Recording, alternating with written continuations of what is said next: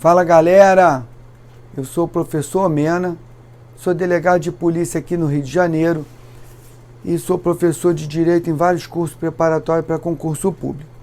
Hoje você vai aprender, e se você acha que sabe, a gente vai facilitar a sua vida para que você não perca esse ponto, que são o conceito de ato simples, ato composto e ato complexo. Beleza, o ato simples geralmente você acha que não tem dificuldade, mas tem o ato simples coletivo ou colegiado, né? Que o ato simples, a ideia é a manifestação de vontade de um só agente ou de um só órgão. Beleza, no coletivo ou no colegiado, a ideia não muda. Só que existem órgãos que são órgãos colegiados.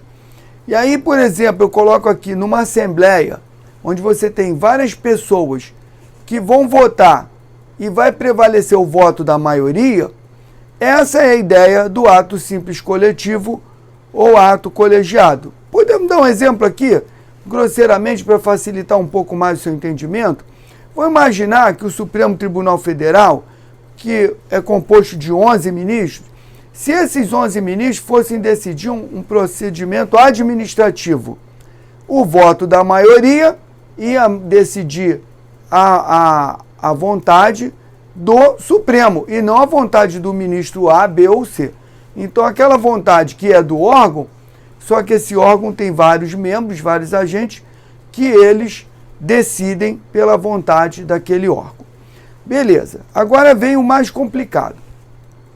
Ato composto e ato complexo. Bom, uma coisa a gente já sabe, precisa da manifestação de vontade de vários agentes. Beleza, vamos trazer aqui uma informação que vai te ajudar e muito, e você não vai errar mais por conta disso. A gente pensa assim, bom, um está dentro da mesma estrutura, existe hierarquia, existe um escalonamento. O outro está em órgãos diferentes. Então um deles, para ser aprovado, para completar o ciclo de formação, precisa da manifestação de vontade de mais de um agente de órgãos diferentes. Aí a gente pensa assim, se precisa de órgãos diferentes, é mais complicado do que aquele que tramita dentro do mesmo órgão, né? Se é mais complicado, é mais complexo. Beleza, é isso que eu preciso. Agora vamos para o contrário, o composto. Se o composto é dentro do mesmo órgão, a gente já vai ter a ideia de que existe uma hierarquia.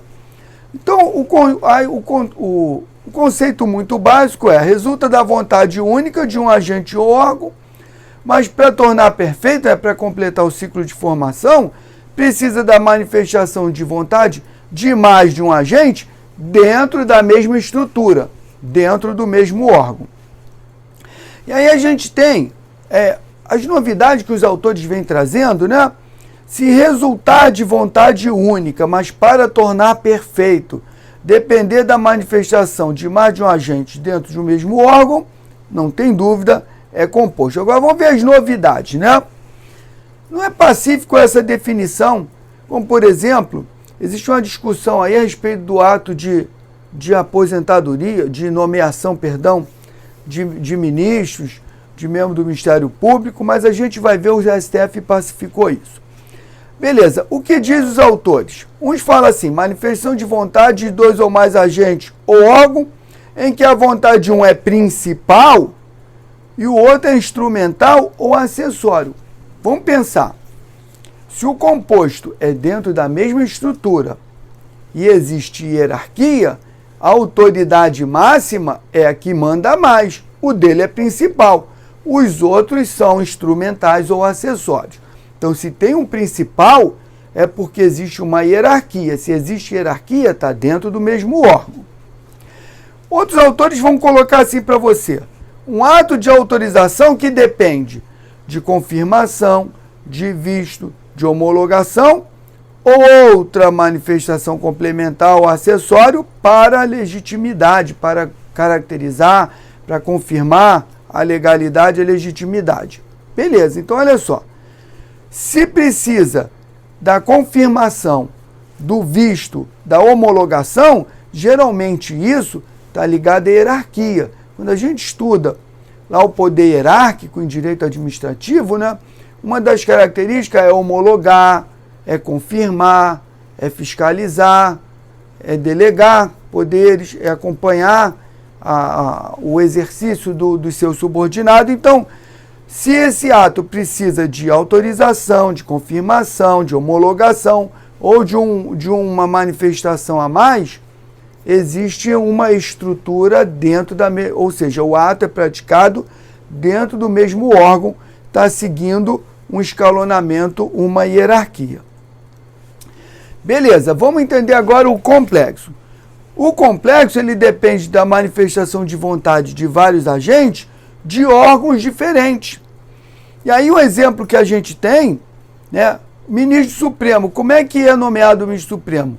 O presidente da República indica uma pessoa, o pretendente ao cargo de ministro, e aí ele é submetido a uma sabatina no Senado, ou seja, o presidente é do Executivo, o Senado é do Legislativo, não existe hierarquia. A Constituição Federal fala que os poderes são independentes e harmônicos. E aí, depois de confirmar da escolha da sabatina, o Senado autorizando ou confirmando a indicação, o presidente nomeia. Então, depende de órgãos diferentes. Beleza. E aí, o que diz o Supremo em relação ao ato de aposentadoria? Alguns autores colocam que é composto, outros colocam que é complexo. O Supremo desvendou isso aí. Por quê? E aí, com o mesmo raciocínio, como é que funciona a aposentadoria? Eu dou entrada na Polícia Civil, sou delegado da Polícia Civil.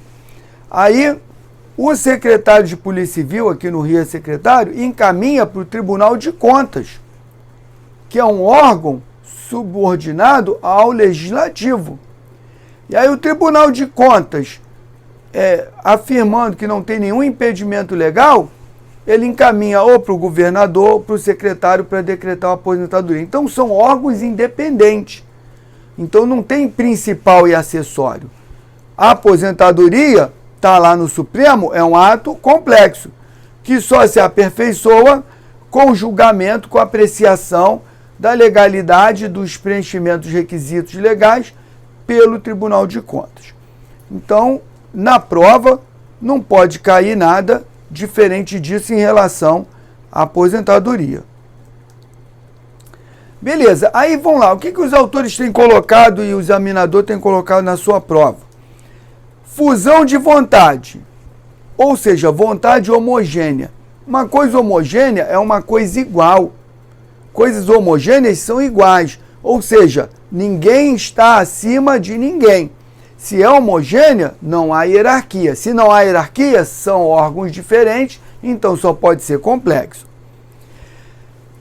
Outra hipótese fala, não tem principal ou acessório, ou complementar, todas são principais. Se falou isso, não tem hierarquia.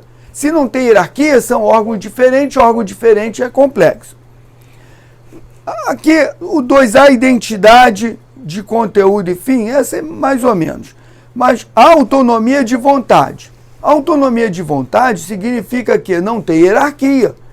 Ninguém está subordinado a ninguém. Todos têm a mesma autonomia. Todos têm a mesma importância. Não tem principal nem tem acessório. Não tem quem manda mais do que ninguém. Se não tem quem manda mais do que ninguém, não existe hierarquia. Se não existe hierarquia, não está no mesmo órgão. Se não está no mesmo órgão, só pode ser complexo. Beleza, gente? Espero ter ajudado. O meu Instagram é @prof.omena. Se inscreva aí no canal, dê o seu like, coloque suas sugestões, temas que vocês querem que a gente debata. Pode ser de outros conteúdos, de outras matérias. A gente vai te ajudar no sucesso da sua empreitada. Valeu, obrigado aí. Até a próxima.